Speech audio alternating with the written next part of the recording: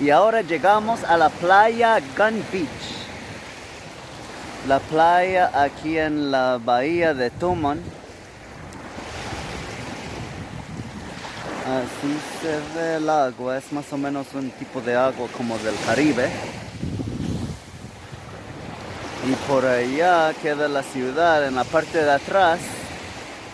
Está un poco lejos, digo no muy lejos, se puede caminar como a 20 minutos para allá.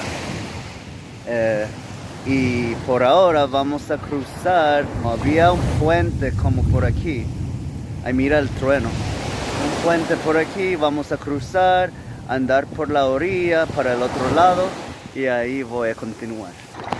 Y ahora hemos cruzado todo eso dentro del agua. Eso es lo que yo te dije. Para yo concentrarme, para no caer, porque como tengo todo tipo de cosas de la casa, ya vengo. Ok, ya hemos cruzado todo eso. Ay, diablo. Ok, ahora va a ser un poco más fácil porque... ¡ay! Se fue el puente. ¿Ahora qué?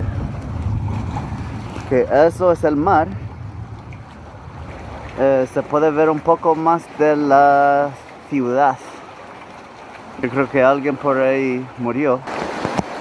Ahora cruzamos todo eso. Ya llegamos a esta playa. La playa. Ay, ay, ay. Una arena muy blanquita, con piedritas, pero no tan desagradable. Y eso es la vista de Tumhom. Bueno, en chamorro es Tumhom, pero en español sería Tumon. No Mimón, sino Tumon.